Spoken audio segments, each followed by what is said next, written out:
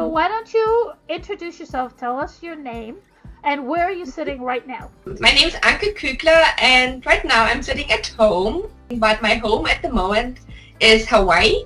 So I'm actually living on Maui, but originally I'm from Germany, so I did my undergrad and my master's in Germany, but now I'm doing my PhD here in Hawaii. How did you get to Hawaii from Germany? By plane. No, actually. So when I was in the middle of my master's, I kind of decided I wanted to do my PhD on humpback whales, and I wanted to do it in the US for all kinds of different reasons. And so I started looking into who's doing humpback whale research in the US, and I started contacting people if they have open positions, if they have funding. And so Mark Lemmers in Hawaii was basically one of the very few people who actually got back to me and had an opening. You did your undergraduate then in Germany? I did my undergrad and my master's in Germany, yes. And are those in marine biology?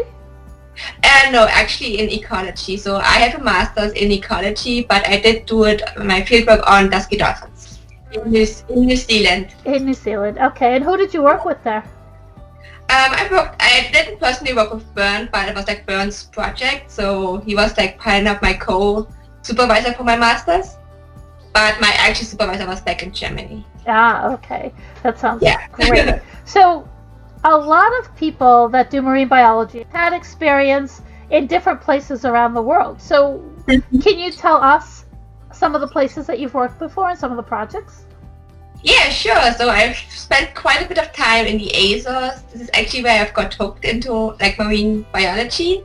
So I helped a local researcher with their research, and I also work in whale watching.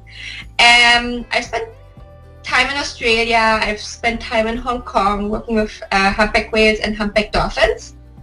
And obviously then I spent a lot of time in New Zealand for my master's, and now I live in Hawaii. That's really cosmopolitan. I think it's one of the nicest things about being a marine biologist. Yeah, you get to travel a lot and you get to see a lot, which is just awesome. It is awesome. Did you have a hard time getting positions? Did you have to do internships? I did a lot of internships. Basically all through my undergrad and my master's, I did at least one internship a year. And so all over the world. And I think it helped me getting a PhD position just because I had this vast experience. How did you find all those internships? Because I think that's probably one of the biggest questions that we're asked. Yeah, that comes up a lot. And I mean, basically just spent Googling online. I used Marmem a lot. So many of the internships I did were actually advertised on Marmem. So Marmem is a mailing list for marine mammal science. And it's been used to advertise job positions, internship opportunities, but also publications.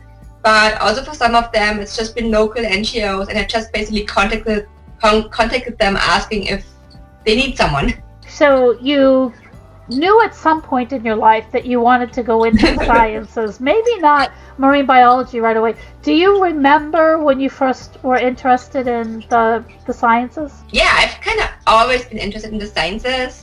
Always. I have a strong background in math and also physics, actually.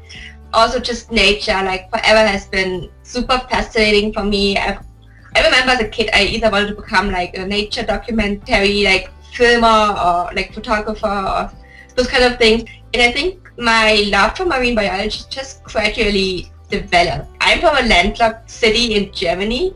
So as a kid, as a teenager, it never kind of crossed my mind this is actually something you can do as a profession. But over time, I just learned that it actually is something you can do. And it got me hooked. I guess it would. So out of all the species that you've studied, do you have a favorite? Actually, no, because they're all so different, and I think each of them has their own things that are particularly fascinating about them. If I had to choose a couple of favorite species, it would probably be orcas and humpback whales and dusky dolphins. Why? Orcas are just ecologically fascinating. I mean, they're those top predators with those extremely complicated social structures, extremely highly developed social structures, acoustics, and humpback whales for a very similar reason. They have those extremely sophisticated acoustics, very complex acoustics. They have really fascinating social structures. this is like this combination, like just from as an ecologist, like humpback whales are migratory, they live in different habitats, they have those extremely complex things they're doing. It's just fascinating, and there's so much we don't really know, which is just really intriguing. People don't realize that we actually haven't been studying whales all that long, and it took a few decades to get to know some of the basics. You know, from the evolutionary biology point of view, you mentioned two species at least, that the humpback whales and the orcas, that are great examples of how animals find a niche in the same area and how their anatomy and physiology is pressured into being selected out for different things to live in the same place. It's all about resources, right? Yes, yeah. It's just, again, I have a strong background in ecology, and just from that standpoint, ecology evolution is just super fascinating. Yeah, I agree with you 100%. Okay, my favorite question. So out of all the things that you've done, the places you've gone, the things that you've seen, is there one event that stands out where you said, oh my gosh, this is the most amazing, or that is the weirdest thing I've ever seen, or what really stands out in your mind? I got to swim with sperm whales for a project in the Azores, which was really, really cool. So we had like this research permit to actually go in the water with them, and I was lucky to actually get in the water with them. And that's been like almost 15 years, and it still kind of stands out as this amazing experience being in the water with sperm whales. I've been in the water with other cetaceans as well, and it just, sperm whales are big, and they have like teeth like this big. So that was pretty cool.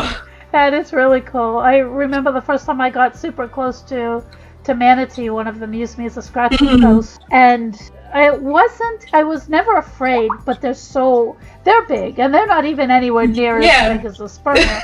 And I remember saying to myself while I was snorkeling over and over, they're vegetarian. Yeah, like that sperm whale, like this one sperm whale we went in the water with, like came at us, like with the mouth open. It was kind of scary. I can imagine. Well, listen, thanks for this. We really appreciate you volunteering. I'm so impressed with how everybody is excited about this project. So again, thank you, and yeah. Bye. Bye.